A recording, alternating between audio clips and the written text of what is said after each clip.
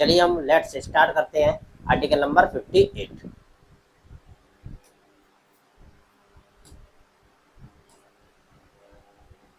Article number 58 हमारा क्या कहता है of Indian constitution.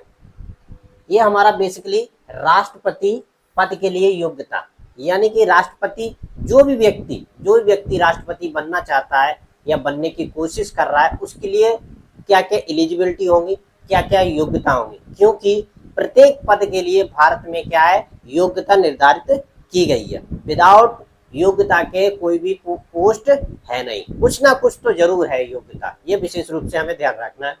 Qualification of election, पहला क्या है, पहला पॉइंट क्या है उसका, भारत का नागरिक होना चाहिए। ये विशेष रूप से ध्यान रखना है, कोई भी व्यक्ति हो जो राष्ट्रपति के इलेक्शन में खड़ा हो रहा है वो भारत का नागरिक होना चाहिए। तो अदर कंट्री का कोई भी व्यक्ति प्रेसिडेंट नहीं बन सकता है, ये विशेष रूप से ध्यान रखना है।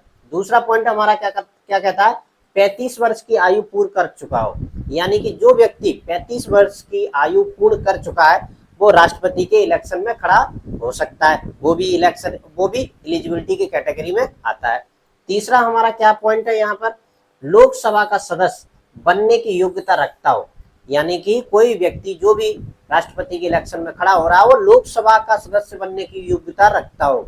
वो लोकसभा के सदस्य बनने की योग्यता आप पिछले आर्टिकल में मैं समझा चुका हूँ, उसको देखने की आप उसके बाद आप समझ जाएंगे कि लोकसभा का सदस्य बनने की क्या क्या योग्यता होना चाहिए। 3 पॉइंट हो गए।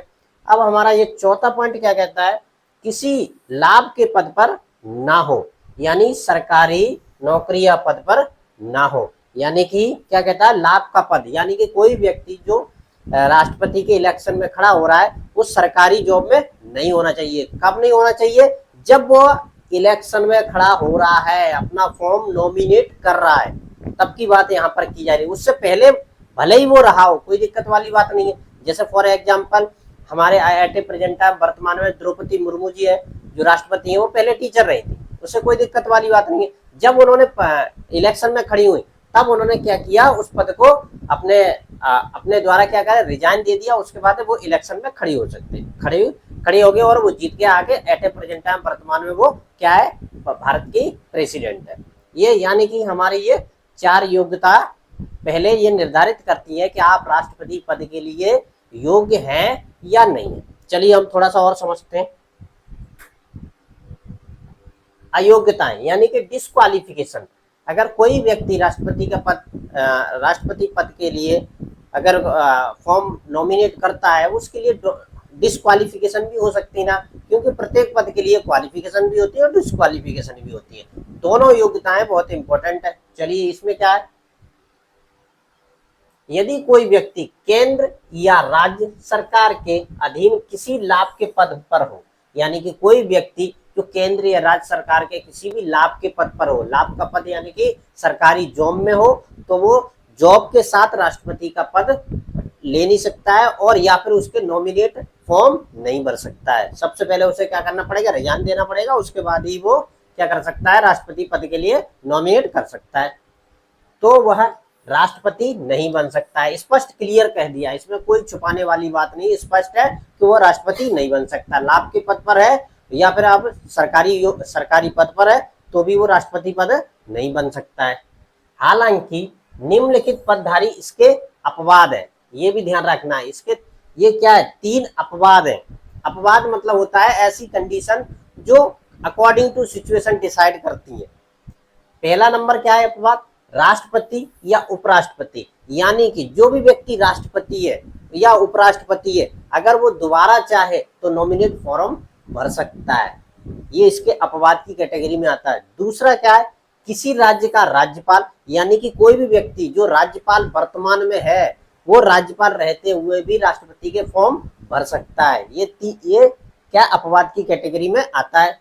तीसरा क्या है, केंद्र या राज्य सरकार के मंत्री, यानी कि केंद्र या राज्य सरकार के जितने भी मंत्री हैं, कोई भी विभाग हो उसके जितने भी मंत्री है वो भी क्या कर सकते हैं, राष्ट्रपति पद के लिए अपना नॉमिनेशन दे सकते हैं। ये बेसिकली 3 अपवाद है। बाकी जितने भी है उनको पहले अपना रिजाइन देना पड़ेगा, उसके बाद ही आप इलेक्शन में खड़े हो सकते हैं, यानी कि राष्ट्रपति के पद के लिए डिस्क्वालिफिकेशन है। या अयोग्यताएं निर्धारित की गई है।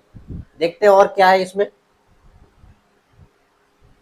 महत्वपूर्ण बिंदु, इसके महत्वपूर्ण बिंदु क्या है इसको भी हम समझ लेते हैं, क्योंकि मोस्टली क्या है आजकल देखा होगा आपने, बहुत लंबे लंबे पैराग्राफ आ रहे हैं, उनको समझने के लिए आपने अगर डीपली पढ़ा है तो ही आप समझ पाएंगे, तो ही उस क्वेश्चन को सॉल्व कर पाएंगे, अदरवाइज नहीं कर पाएंगे। और मैं हमेशा जितने भी आर्टिकल मैंने पढ़ाए हैं मोस्टली उनको लॉन्ग टाइम तक, यानी कि लॉन्ग वे में समझाता हूँ। ऐसा नहीं कि छोटा छोटा करा दिया बस बहुत है, ऐसा नहीं होता है। अब इसका क्या मतलब महत्वपूर्ण, राष्ट्रपति पद के उम्मीदवार को 50 प्रस्तावक, यानी कि 50 लोग उसके प्रस्तावक हो, कि 50 लोग कहें कि ये व्यक्ति हमारे लिए योग्य है, और 50 अनुमोदक, अनुमोदक का मतलब होता है लिखित में अंडरटेकिंग देना चाहिए हमारी तरफ से ये कैंडिडेट है। जैसा कि आपने देखा होगा प्रत्येक 5 साल में क्या राष्ट्रपति का चुनाव होता है, तो जो भी सरकारें, राज्य सरकारें हो या केंद्र सरकारें जो भी है, अपने अपनी तरफ से अनुमोदक देती है कि हमारी तरफ से ये कैंडिडेट है, हमारी तरफ से ये कैंडिडेट, लिखित में दिया जाता है, ऐसा नहीं मुंह से बोल दिया, ऐसा नहीं है, बिल्कुल लिखित में चलेगा कि हमारे द्वारा ये व्यक्ति प्रस्तावक है और ये अनुमोदक है, दोनों चीज कंडीशन अप्लाई होती है। लोकसभा और राज्यसभा के सदस्य द्वारा नामांकन कराना होता है, यानी कि कौन प्रस्तावक या अनुमोदक दे सकता है, आम जनता नहीं दे सकती। इसमें लोकसभा का सदस्य होना चाहिए या फिर राज्यसभा का, दो ही सदस्य, दो ही लोग ऐसे होते हैं जो कि अनुमोदक और प्रस्तावक बन सकते हैं। आम नागरिक इसमें अनुमोदक या प्रस्तावक नहीं बन सकता है, ये विशेष रूप से ध्यान रखना है। और ये आर्टिकल नंबर हमारा 58 था। इसमें जो भी सिस्टम था, जो भी condition, terms and condition, qualification and disqualification जितनी भी थी, मैंने सब इक्वली बता दिए हैं, और इसमें ऐसा कुछ भी छूटा नहीं है जो कि आपके एग्जाम के हिसाब से अलग से हो, और मैंने ऐसा कुछ भी ना बताया होगा। आई होप आर्टिकल नंबर 58 आपको समझ में आया होगा। इसी तरह के कंटिन्यू आपको वीडियो मिलते रहेंगे, और कंटिन्यू आपको जो भी कॉन्स्टिट्यूशन की सीरीज है उसमें जितने भी आर्टिकल है स्लोली आपको मिलते रहेंगे, उसको डीपली समझते रहिए, वो आगे बढ़ते रहिए।